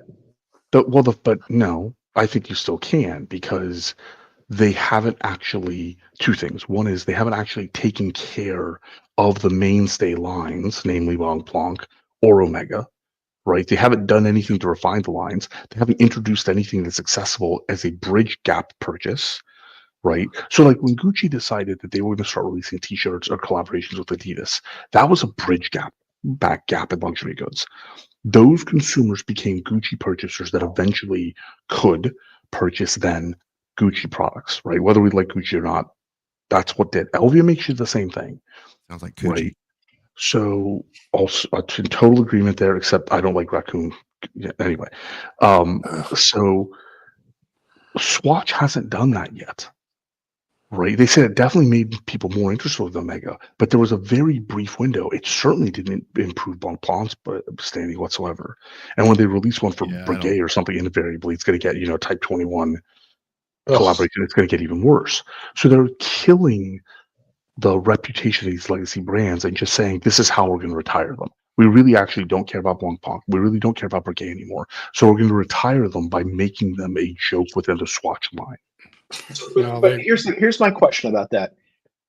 We have not seen, and again, the overall market is down. So again, I think that it's hard to tell whether or not there's been a decrease in Omega Speedmaster sales because people think of the moon swatch as a joke. Is there been a decrease in Blancpain 50 Fathom sales because of the swatch Blancpain? would you even be able to tell if there was a decrease in Blancpain 50 Fathom sales? But then what's the? But that's the thing. 9 to Then 8? what's the point? Then what's the Well, point of actually doing this if you can't actually keep people within the brand portfolio? You've just said we're going to kill it, and I would argue that you could have made more money and say that we're going to not kill it. We're going to sell the brand as cachet to like LVMH that's still trying to build out this space, or Richemont that may need to fill a gap and has the capacity, or even some of the German brands, like, go shoot one of the German brands, take over a Swiss brand and introduce. Yeah. Sorry. Yeah. So it just doesn't seem like a nice way to put them out to pasture. Well, the thing is, I don't know whether it's putting them out to pasture, because is it basically that the same people that were buying Blancpain before are buying Blancpain now? The same people that were buying Omega before are buying Omega now. You've sold Blancpain /Swatch and Omega swatches to a bunch of much younger people who are still decades away. I agree with you, Ollie, that what I thought would have made more sense would be for them to make some $1,800 or $2,500 Omega Speedmaster reduced something, again, something that is the bridge from the Swatch version to the Speedmaster. So it's like, hey, I've gotten, do I really want to get like 5 of these swatches, or do I want to get like the $1,500 or $1,800, real thing? And let me add a wild card to this. And this wild card has nothing to do with the Swatch Group. But when one of your best long-term collaborations, which are the 007s and the Seamaster, which you've stuck with that design, says Pierce Brosnan, that collaboration is suddenly hugely at risk because the James Bond estate sold it to Amazon.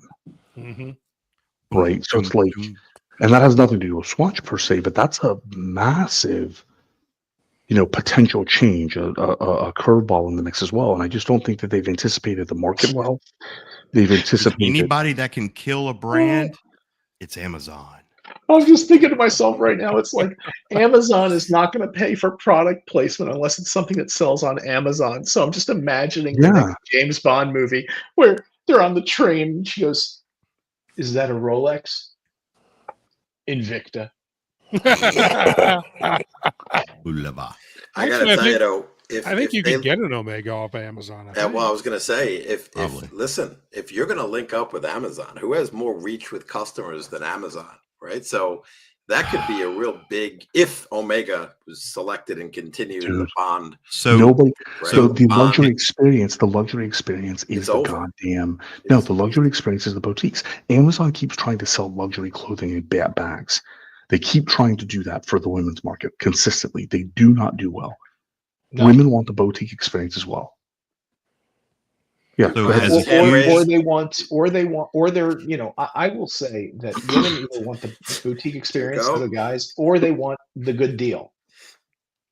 And if they're not selling luxury bags or watches at discount, then what's the point? So, as a huge fan of Lord of the Rings, Amazon completely destroyed and neutered and ripped the guts out of Lord of the Rings, and then pooped on it, and then set it on fire, and then vomited on it. So it's almost as if they hired Kathleen Kennedy. It's almost Kathleen Kennedy would have done a worse job. We're back in the Star Wars thing. Somebody make Duco in the big screen. Duco's in a ramp. Are we back on Mandalorian? So no, Lord of the Rings. So if I would be very worried if I was Omega and I just saw what happened to Lord of the Rings and what happened to that whole brand, that whole franchise. They destroyed it. They pissed all over the lore. They pissed all over the canon of Lord of the Rings, and I would be worried that they're going to do the same thing to James Bond. That's kind of why I threw that out there as a wild card. I think it's distinctly possible that one of the better selling and more popular watches associated with a brand that is exciting is suddenly going to take a lump for something that Swatch Group didn't even. Yeah. Oh my God! Well, Maul, you fucker. What's going to happen now is like the Washington Post switching side, so to speak. And James Bond will now be fighting for the communist autocrats and against the British. Just, I don't know. Yeah, Bulova. You also have the Tag Heuer Kith release though, too. What was the price point on that? Robert? $1,500. Oh, that's a little, $1,500. okay. That's higher. And now they may come out with those rumors or whatever they teased. Maybe the clock that they're going to come out with other Tag Heuer. They're going to do a Tag Formula Heuer Formula One re-release similar to the Kith Heuer, except it'll be a Tag Heuer. And I'm not sure. I'm hoping that it is not $1,500 because that's complete BS. I'm hoping they start them at under 1,000 or right around 1,000. I'm going to get one for sure. Because I mean, you can get a stainless steel regular Formula One quartz for $1,500, brand new in the box. So why would you do the plastic one at 1,000? I think they ought to start it at, You know what? 600-700, but we'll see. You guys just stumbled on an interesting question, and we may be able to take advantage of this and keep this segment going.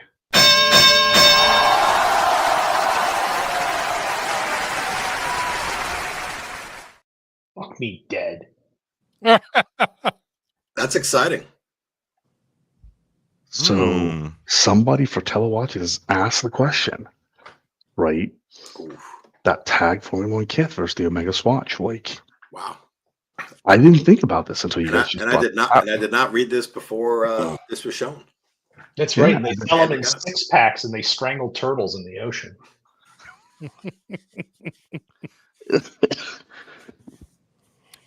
Well, I mean, I don't know. We haven't Hard to come back from that. I like the looks of the Formula One. I don't like the Kith thing. I think the Kith thing cheapened the brand. You don't change your brand name to Kith Heuer, for God's sake. I can't like not the looks see of Mike it Tyson. I know, really. Robert, would a Kith Tag or Tag Kith have been better as far as your No, I think you keep it at Tag Heuer, and then you can put maintain Kith on the the case Heuer. back or something. But they completely pissed all over Heuer by putting it. They put Kith on the case back, all right. Look, these things they're Gene Simmons Kiss Heuers. They're just using Mike Tyson as their spokesperson. That's right. Oh, okay. You're right. We didn't. Okay. It's not Kith. It's Kiss. Kith Heuer. Kith Heuer. What's the price point of the Kith? $1,500. $1,500. Oh, In the swatch. It's not even close. Yeah, it's moon swatch all the way. Plus, for my wrist, they're bigger. These things are tiny. They're 35 millimeter. Oh, yeah. What's odd to me? It's particularly odd to me that Tag, especially with the glass boxes, some of the other releases have been really doing well, in my opinion, to try to bring new customers to the brand, and then they did this. Yeah, this seems like an incredible misstep to me. Well, I mean, look, and considering how great they've been doing lately, I was at for the first time in my life, I walked into a Tag Heuer boutique yesterday because it was right across from my usual Mayer's boutique, and was hanging out with my watch collector group. I specifically went in to see whether or not they had the purple dial glass box, and I saw it, and it was absolutely beautiful in person. And then they have this shit. Yeah. And they have the other one, the digital watch that they have, right? The tracker.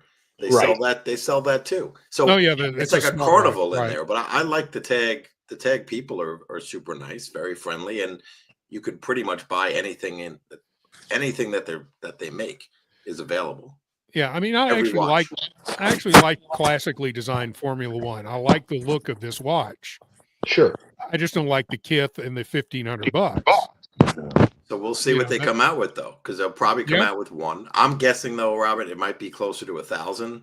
Yeah, I am too. I don't know if they're going to go to 500, but if that's kind of I got an echo there.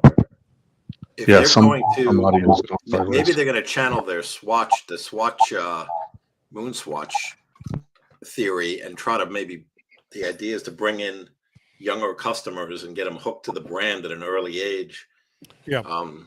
So that when they get older, And they'll buy a tag. But They'll buy a think glass about box. what they sell. Think about what they sell as a real watch for less than this amount. I mean, you know, the Formula Ones. There are how many great tag watches, including automatic tag watches, are they selling in that $1,500 and less price range? I mean, even for under $1,000, there's some really nice tags you can buy. Yeah. If it's the graduation watch that you got from your parents from graduating high school, the $900, Tag Heuer. I don't know the brands well enough. I didn't get shit from my graduation. Well, don't worry. Soon, when you graduate from high school, I'm trying, Nate. It's hard to spell. It's hard to spell. It's hard to spell. That Pellin is getting me, man. Every year I keep failing Pellin. And those Pellin bees are tough. Yeah. One could say Duco. One could say Duco that you're ucked. I am very. The thing with the Tag Heuer, and this is why this rumor has started again, is because Tag Heuer has replaced the Rolex clocks with Tag Heuer clocks at the starting line of the the F1 races coming up. Is it made out of plastic and have kith on it? No, but it has that dial on it. Ugh. That's the dial on the Rolex watches, on the Tag Heuer watches that are on the starting line of F1 this year. Because we saw it for the first time when they did testing, and they had all the new Tag Heuer signage up, and that was the face of the clock at F1 races. So that started the rumor of, are they going to re-release it? Which they'd be dumb not to. I mean, why would you use that as the starting line clock if you're not going to re-release those? Mm-hmm. Yeah, I was kind of surprised. I figured they'd use a Carrera, but they did not. They used that. Yeah, I'm looking right now at some Tag Heuer Formula Ones, that are actual real watches made of metal that you can get for less than these kith watches, including some on bracelets. You can get a brand new on bracelet under. Actually, I've seen them on Joma for like $1,250 ish, something like that. I don't understand this at all. Yeah, I don't either. I didn't realize that the Formula One was redone in. That's wicked looking. Titanium. Wow. Pull it up. Show. What are you looking at here? Here. Okay, hold on. Pull it up. Oh, that's the new ones, the new automatics that they just came out with. I think is what you're talking about, Duco. Yep. And it's a chronograph. Yep. I mean, these are yeah. That's an automatic. That's the brand new ones that they just came out. So when did they release an IWC? Yeah, really. That's not a bad. I actually like this one. I actually like this one. Yeah, I do too. I like it a lot. It's expensive though. It's unique. Expensive. It's unique. Well, it's expensive here. You probably it's got Oracle in the name, so it's expensive. Yeah, anybody who's ever been in IT knows anything Oracle's is too expensive. Yeah, that's the Red Bull. That's the one for the Red Bull team. I mean, anybody can buy it, but that's just the regular one. I kind of like the black one. I do too. That's a good looking watch. It's unique. But those are. I was just at a tag boutique. Well, not a tag boutique. I was just at a tag AT, the one that Duke and we went together to in Disney Springs. Mm-hmm. They didn't have any of these. Yeah, that's your size of watch too, Ali. That's a 44 millimeter. Gotta tell you, Robert, I'm trying to get into those 39 millimeters with lots of pushers. I'm trying to get into a market where I've got more available watches. Is it a Solita 7750 clone? In this? 77, you say? 7750, you say? Yes. 7750. Yes. And they're what are they? 42 to 48. I think the Red Bull is 48. I think 47 for the one you like. The one I think I like this one the best. So that one's 47. Yeah. Yeah. So like I say, they're expensive, but they're not the, because up until this point, all of the Formula Ones were quartz powered. I think this may be the first one they've done that's an automatic. Oh, really? I didn't know that. I didn't know the Formula all One. the other Okay. Formula Ones are quartz powered. Okay. Well, if you want to upgrade your power, I highly recommend that you go pick up a pack of the Liga Privadas from the show sponsor, Lee Cigars Study Sampler. Again, if you're trying to get into cigars, he's got options that are already pre-labeled mild, medium, full. This is actually a hell of a deal for a fantastic cigar that Drew Estates put out. They're harder to find. It's a variety of all the various Liga cigars, including the Nasty Fritas, which is a funny shaped cigar that has a little bit of a kick to it. But Steve has done, we have a lot of customers of Steve, at least 2 or 3 dozens customers in the group from Steve's. Yep. The discount codes are on the pages. What we have found, and this is just true, we've been buying at good prices more and more from Steve, and it's allowed him to expand his supplier network. So he's pulling in newer brands and cigars, including, for example, the Liga Privada. He's got some of the stuff from the Davidoff folks, the Avo. So if we keep at it, we can get some of the nice Davidoffs. He carries Fuente, he carries Padron. So I dropped the link. Definitely check out our channel sponsor to support the channel. We don't get any specific cuts from this, but they are a channel sponsor, and again, a lot of satisfied customers. So, Cap, you got something here? Yes, I do. Whoa! So- I didn't want to pull this one up before. This is a new pizza slice. This is the new Yeah. pizza slice. Isn't that amazing, Ollie? That another pizza slice, one goes away and another one enters the watch world. So this is a micro brand that I had never heard of before until Until I saw this, exactly. 2 days ago, or yesterday. Anoma. It's an individual.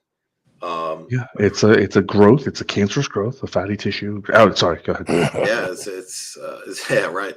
The A1 slate in a slate dial. 300 pieces are being dropped tomorrow, I guess, through Anoma's website. So they're doing. I hope they're being dropped. Yeah, they're doing one of these mass drops, I guess. The Ming way. The Ming. That's how Nate drops his watches. But the first run of this, so I don't know if anyone else on the panel had ever heard of Anoma before, because apparently this is the second iteration of this, and it's the A1 slate, 300 pieces. It's going for, the first run was sold out. There's this article on Monochrome, Hodinki's covered it, and it's 1,700 British pounds. Yeah. And the dial is, and I'm reading this stuff as we are talking. Honestly, I don't mind the look of it. I mean, I would never own a watch that looks like that, but I don't mind the look of it. But yeah, the price is just a little bit much for that. Yeah, I never got into Star Trek. It's a shaped watch. Matteo, a young French-British watch enthusiast, Matteo Violet Vianello. That's a pretty Italian name right there. Mhm. The watch made a sensation with a sculptural case, playing on the trend for shaped watches.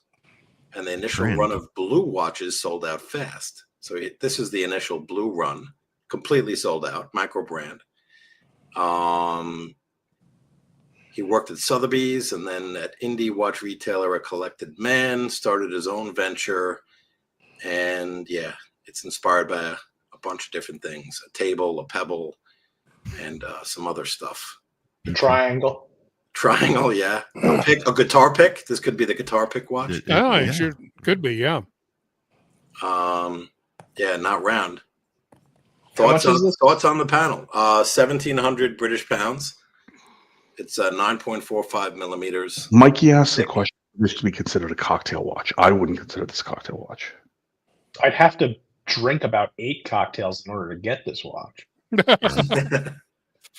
I personally would rather draw a watch with a permanent marker on my wrist than wear this.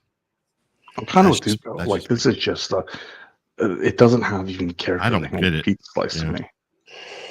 How do you That's set the sort of- I time? sort of like it. Oh, there's a because little crown that's kind of hidden on the right side underneath. Under the nip? Yeah, under the right side of the guitar pick. Say it nip. Nip. I sort of like it because it's different, but Not at that price. There's the I don't know if you guys are seeing what I'm seeing. That's a clever little touch. I've never seen that before. It is clever, Yeah. That's clever the little brushing. touch. And I'm sure that it's a quality. Before we move. continue with this one real quick, we have a generous super chat from Nathaniel, the ghost of VH Gambino. Okay, Watch Hangout. Help me my 116509 racing dial. So we will get to that here. But before we do, if you don't mind, if we're talking about bizarre, micro brand watches that are being released, I was watching Andrew Morgan earlier today, and I have it up on the screen and I could play the video. A really interesting Grand Faux enamel guilloche tourbillon watch for about an integrated steel bracelet for about $1,000. So if anybody wants to watch, I'll pull that up in 1 second. But I do want to ask Cap a question. So Cap, you shared this watch when I definitely wasn't going to. Okay. Is it something? What caught your eye? Did you want to get the panel's recommendation, or you're like you might like this style? I thought it was very interesting, and maybe it was because I saw the Hamilton Ventura. I guess was Marco's. I'd never seen the shape of this. Kind of intrigued me. It's just very different than what you normally see, and I like the integration of the leather strap, and it comes in 2 different colorways. I think one's a tan. I like it better on the tan, but I'm not seeing the tan. To me, it's a bit too thick as a dress watch, though. 9.45. It's a Salida. The price is pretty high, but I have to say this that. It's a pretty popular watch because the first drop sold out completely. Mm-hmm. And this is the second drop, and Monochrome and Hodinkee are covering it, and they also think it's a unique design. And I don't know, it's just different. It's off the beaten path. I mean, I'm sure Hodinkee is doing it purely for journalistic reasons, and it also has stake in it. Of course, right. Of course, it has 3 layers of black lacquer on top. So I have to see it in person. That's the thing about these watches. Blind buy on this off pictures is probably not a wise move at all. And Yeah, I mean, I kind of like the look of it. I don't mind it. I don't mind the shape. I think it's not bad looking. I just kind of mind the price, like Nate was saying. It's too expensive. Yeah, for what it is. So we're gonna. I just saw your private chat, Mitch. I will pull that up when we get to Nathaniel's, and then we will take a look at that watch as well. So let me put the video here. So this is one that Andrew Morgan was spruiking on his channel for. Yeah, Cartier Crash is like $30,000, right? Let's talk about nerd with swag. Nate, you're our go-to for pricing. What are we talking on a Cartier Crash? 230. 1,000? Yeah. Okay, there you go. I would rather the Amadorololan than we just I ain't fighting no raccoons with a $200,000. What happened here? Was there a Moser, a Gerard Perregaux? They collided. Yeah. What is this? Why are we looking at this? It was just intriguing to me because it's more evidence of Chinese manufacturers that are actually doing interesting pieces with quality, manufacturing methods. It is a hand, it is a hand guilloche, hand Grand Faux enamel, integrated sports watch. I agree completely. It reminds me in about a million different ways of like the Gerard Perregaux. So, dude, this is actually, I don't find this interesting. You're applying, let's say you can apply modern manufacturing techniques and handmade finishing. Well, I was going to ask. You're still just flat out ripping off designs, like absolutely no character of your own. Can you make a machine do guilloche and it? Sure. Like, so you can do CNC machining guilloche. You can do stamp. Mm-hmm. I mean, Cartier's guilloches on most of their watches is stamped. How do you know it's really hand guilloche? Because they showed the 11-year-old Chinese child with the bloody hands manufacturing it in the facility. Lord. All right, cut that out. Live stream over. No, I saw the. hate this dude. I fucking hate this Nathaniel. No, it's not. A This is worse than the anything Rolex else. Land Dweller. Okay, fair point. But again, Price. the fact is that Man I think alone. within If you want to have no friends and no girlfriend, man alone. man alone. Yeah, man alone, man. Man You're gonna go it alone. alone. You get this watch, and then you get that Anoma, and you're Allow me to It's the only way that a Land Dweller you're step up. Sigma. If You are you've gone from Sigma a all the man way. alone to a Land Dweller, it's the only way the Land Dweller is a step up. That's a fair point, also. But allow me to also say It's that not as terrible. It's not watch terrible. collectors, the reality is we are all man alone. You know that one dude that is that's true. playing ping pong and the other end of the table has the wall set up and he's just playing ping pong by himself. Forrest Gump. Yeah, this is that. They're gonna come out with a new. They're gonna come out with a new dive watch called Man Overboard. What's the price point? What's the price point on that? $1,000. $1,000. So you're getting $1,000 a tourbillon $1,000 for machine. a tourbillon, grand faux enamel, guilloche dial, Hand guilloche. integrated Direct screw. rip-off of three other designs. Not a question of originality, but the fact is that I have a feeling within 3 to 5 years we should be looking at Chinese manufactured watches that are using the same methods that Swiss watchmakers are using. They already are. That's not the question. And it's been the same we conversation. can't just continue to blow it off. You're right. Nobody's been blowing it off. They keep introducing more and more eventees, and everybody else keeps doing more and more. They've been telling us now for 10, 15 years. And they've been saying the same thing because the Chinese manufacturing of high-end industrial precision, like steel parts and stuff like that, it's been there for years, right? That's not the question. The question is, can they introduce something that becomes a cultural icon on its own, right? And at least in watches, so far they haven't. Like here's a weird thing, and I hate to say this because this is bordering on what people would. This is bordering on dark topics, but like. The Chinese zodiac, which is also the Japanese and Korean zodiac or whatever, but the Chinese zodiac, that particular variation, right, is super uber popular. And for obvious reasons, because the market's so big, it's celebrated by every brand.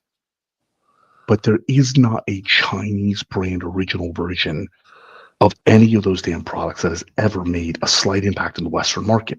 It's just the Western brands that are making an impact in the Chinese market and globally by using the Chinese zodiac. So we still haven't seen a mainstream Chinese brand in the luxury space get even the slightest bit of traction, although we know that many watchmakers and luxury brands make a ton of stuff in China. Except for, wait a minute, Atelier when? None. Atelier who? What Splash? Yeah, what Splash is Atelier Long? So, I Nathaniel, you sent a super chat. We're going to go back to that, but Mitch made a request that I think I overlooked. So let's pull this one up here. I did see these.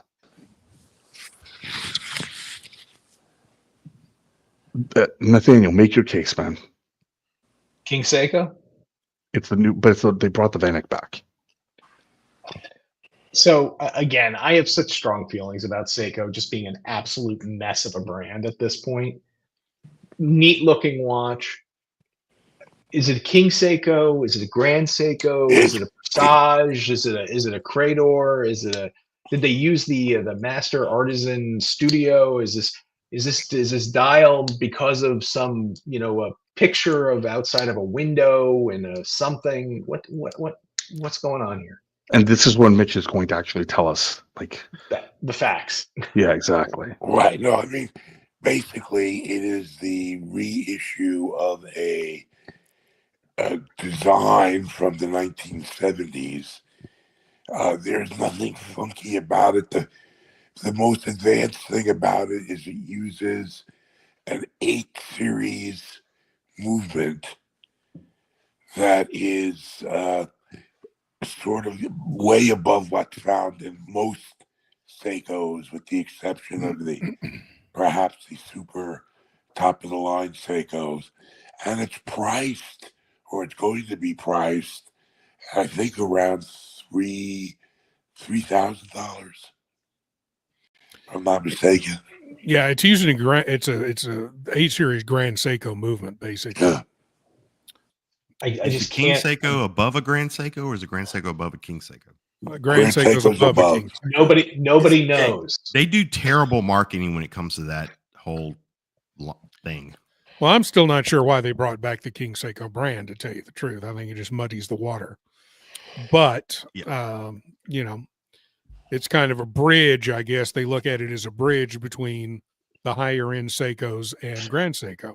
Gosh, you can get Seiko's. I mean, Seiko runs all the way up to 4,500 now. Yeah. Yep. So I mean, Seiko's with the spring drive.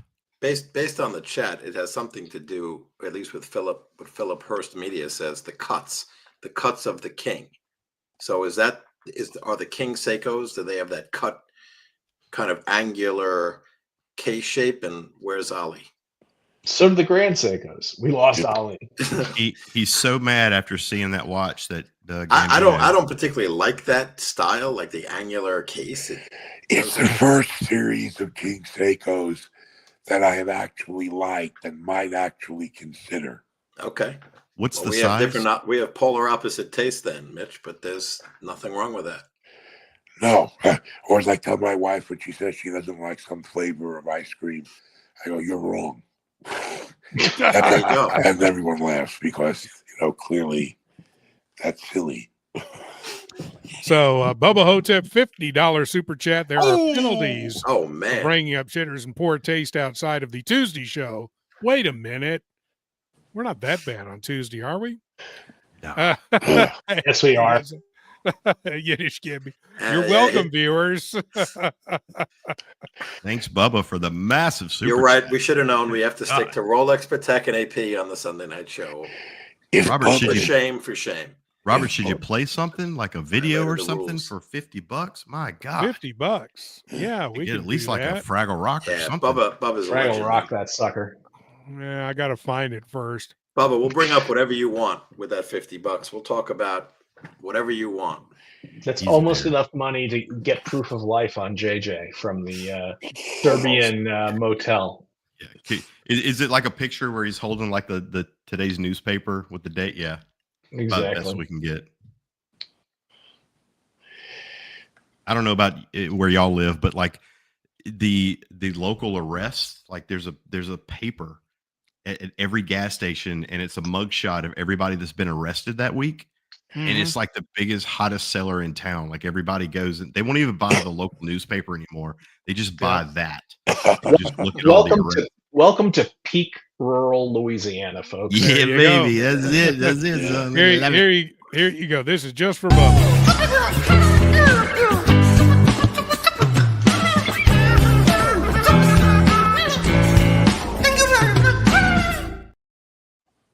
There you go.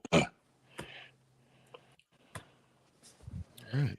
Pedro Bermudez, I'm wearing my Seiko Patty Kinetic GMT. Hey.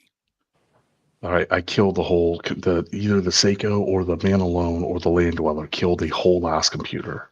So, Well, like, I don't, and Bubba, I can see it's $50. That's not going to replace a whole ass computer. Like, We have to pull up more predictions. Let's go. God, those Rolex, throw it on the wall, man. Fucking. I really hope against those the wall. Rolex predictions. I really hope that those things are just bad photoshops because. Yeah. I mean, there's just always wanna- one prediction, actually two, that always come true, right? Everyone will be shocked about something, and they're going to do something that nobody has predicted. Those are like the two predictions that are consistently Rolex true. is judged on a completely different playing field than any other brand.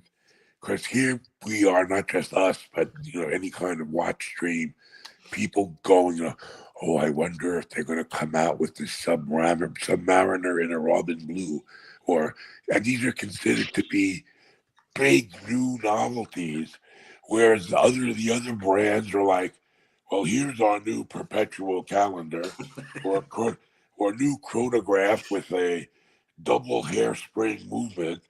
And a Rolex, we get all excited if they change It's a the new color. dial. Yeah. It has those Everyone's colors. like, yeah, everybody's fawning over the new color dial Rolex, yet having a literal stroke over the 7-8 being next to each other on the AP Perpetual this year. Yeah, you know, it's Yep.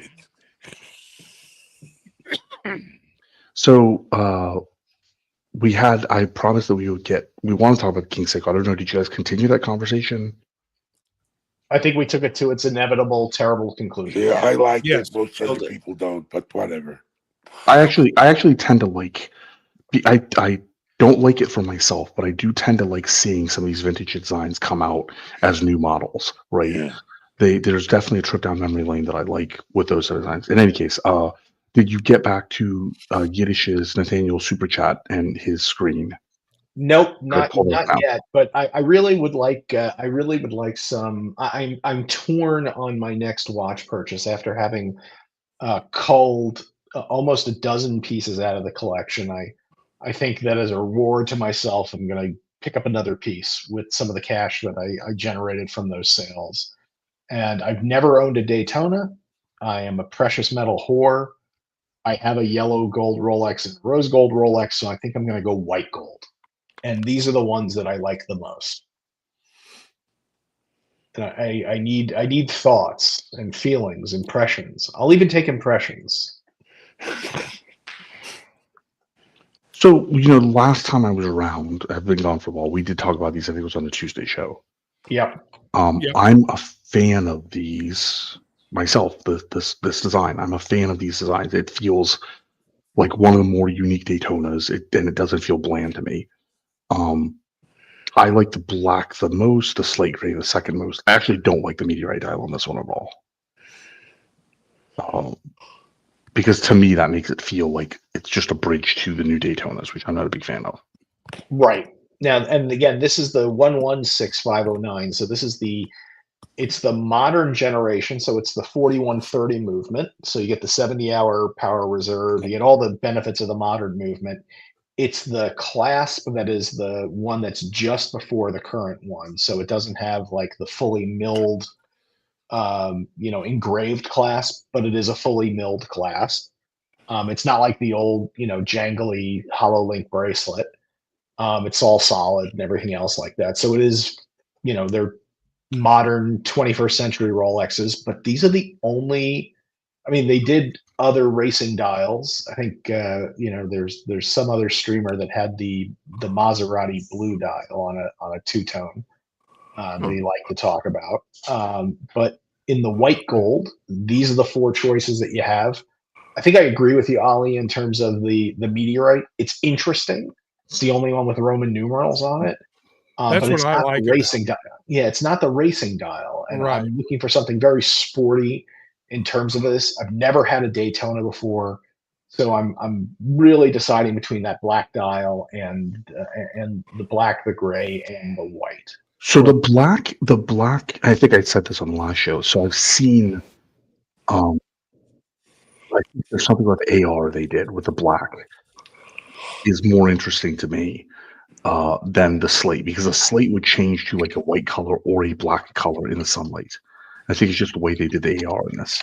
So the black to me is more interesting in person, but it's been 7 years, I think. I was down in Miami when I saw them. See, I like pretty the sure white. I saw them in a place that Roman now features like on a regular basis on his show when he goes to Miami.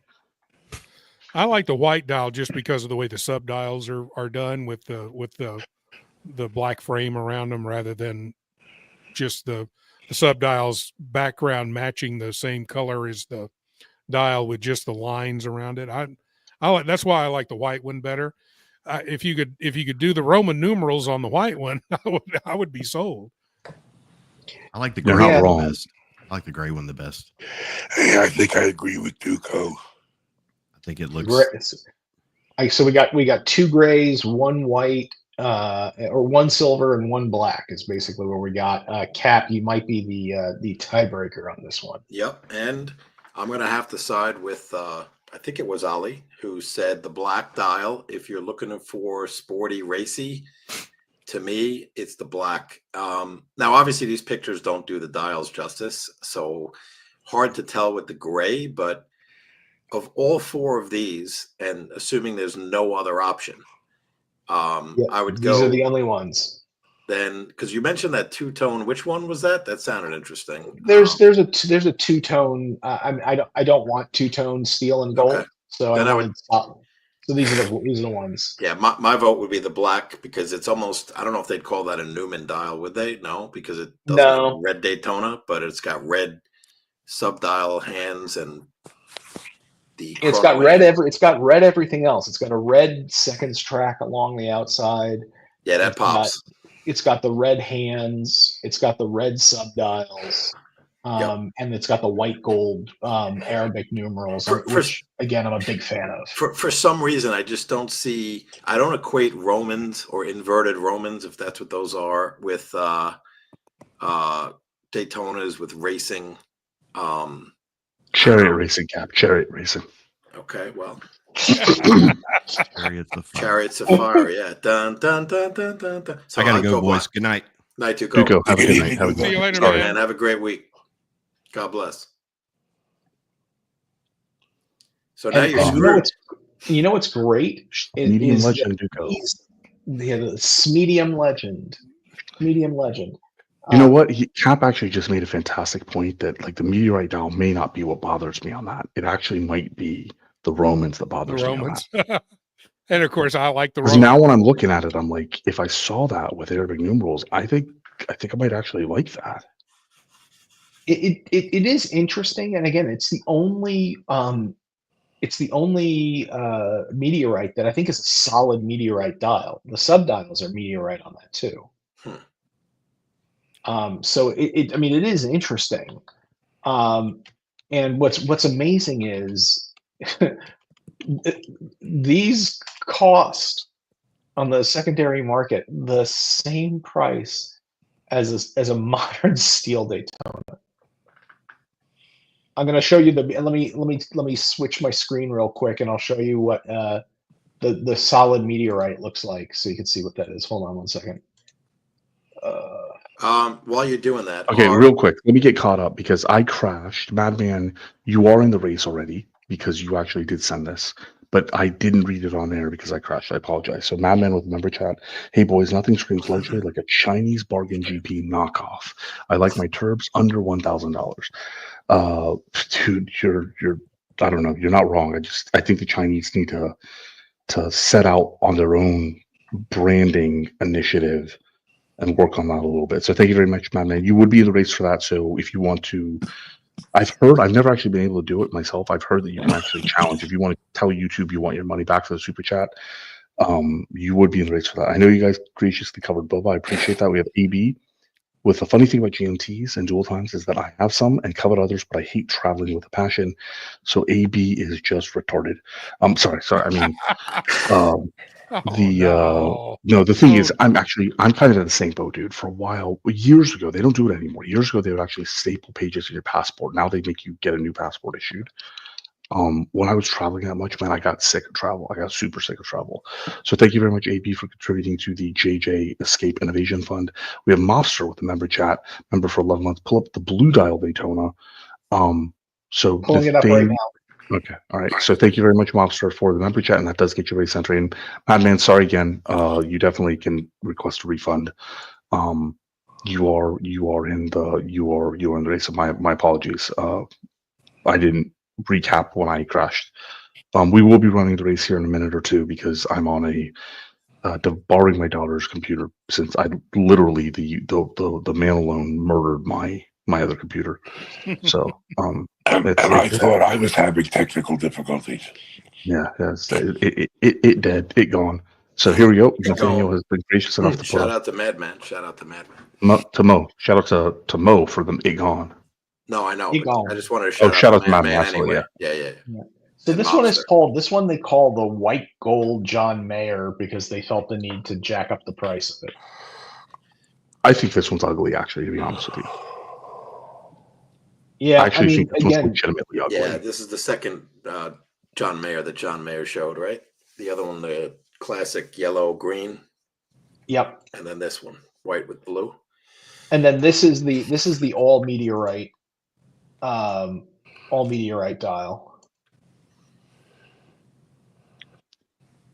the one that Robert likes with the Romans. So are those is that the same price point? Are they all No, similarly priced? that's the thing. The ones with the racing dial, the black racing dial, the one that you like the most, that Ollie likes the most, frankly, I think the one that I like the most, I can get a full set of that for 28 grand in perfect shape. That's a winner, dude. That's a winner. All the other ones are more. Again, $28,000 for a precious metal Daytona on a bracelet. Yeah. That's a great. That's a winner. That's a deal. Yeah, I agree. It's the same price as a steel. I mean, it's the same price as a steel Panda.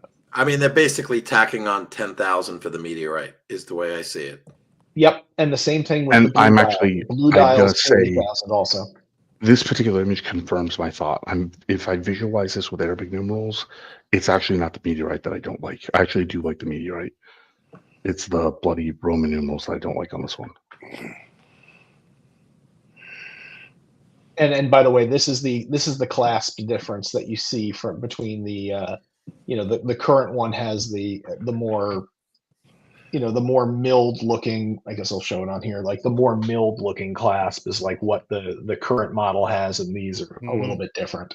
It's the slightly previous generation version. Now, do you know historically, like the last, let's say, 3 years or so, have these come down like everything else, or did they never really go?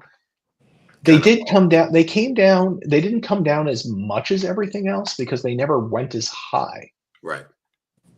And this is the black dial. You probably can't. You can't go wrong, because if you get the meteorite at 39 with the Romans, it's so unique and distinctive, and with the meteorite, it's a pretty solid choice. Sure, the meteorite is. It's bizarre to me to have like a $10,000 dial difference. This is the only reason I'm posting this one is for the dial, because this is the actual dial. This is a converted steel piece with the correct dial, but that's what the dial looks like on the black version. Yeah, that's terrible lighting though, because you can't really see the numbers. Do the numbers show up better in person? Let's see if I find another. Or is that just the lighting on that? Because this is kind of making me change my mind back to the meteorite now. This is not a good representation. Guys, I do apologize. I'm literally borrowing my daughter's laptop and I need to return it. It sounds like Mitch has got a sign off. Mitch, thank you for joining us tonight. Race time. We'll see you on the we will see you on the Tuesday show. Yeah, I need to actually do the race. Let's do the race. Let's run it. Go ahead. And return my daughter's laptop. So let's see. I think we've got one more super chat here from Vimal, $2. Boomers had it easy. Rolex home stocks on sale. True that. Most of us on the show are actually Gen Xers and Boomers, aren't we? Yep, I'm a Boomer. Yep. Gen X. But they lump everyone. They lump us in with Boomers. I don't know why. I mean, I'm sorry. I'm declaring bullshit on Cat being Gen X. I'm just saying. I am. You could call all the bullshit you want, but I look about 10 years younger than you, so I don't know why you're calling bullshit on me. Oh, here we go. Hold on. Let's get the. Wait, how do we get the? Look at this 10. Look at this 10. You are looking kind of sexy. Okay, can we get Pan? Hey man, shots fired. You got to return fire. So I hope. Hey, you got to return fire. You got to return fire. That was. By the way, did the spray tan get covered by your Medicare? Oh damn it, Nathaniel! No. You're gonna end up with a Doge incident. We gotta choose. Let's run the race. We gotta choose a free entry today, and I think so. No, Monster's in the race. AB's in the race. There were a couple. So Pedro was pretty active. So was Phil Hearst Media. Let's put Pedro in there tonight because I remember him, the Papa Soto earlier. So Pedro is vote for Pedro. Entry. Yep. Vote for Pedro. We got 60 entries today. 60 entries. Let's change volume. Let's give it a shuffle. And we're off. Oh, I guess I should do this. We're pretty much even. AB slightly out front. Boba Hotep in second. And everybody else is just kind of lined up in third, fourth, fifth, sixth, seventh, so on and so forth. AB and Bubba Hotep stretching out the 1 and 2 lead, but there's 22 seconds left, and we know what that means. That means they're going to start fading into the pack as they are right now.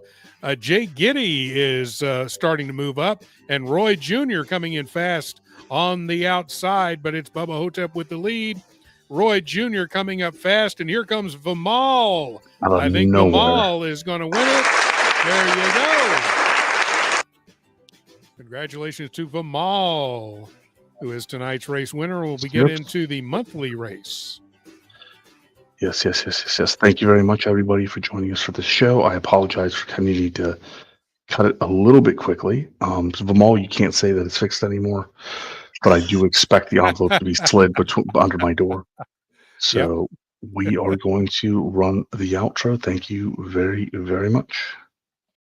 Hey guys, look what I can do! I know it's all fun, but I just can't do things. Hey Archie, I'm leaving you tomorrow.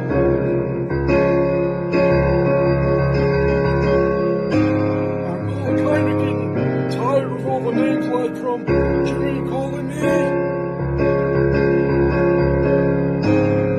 So I'm kind of saying, check out, motherfuckers.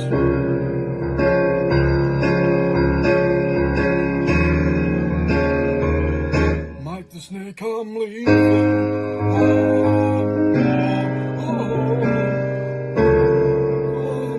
I'm leaving this stream tomorrow.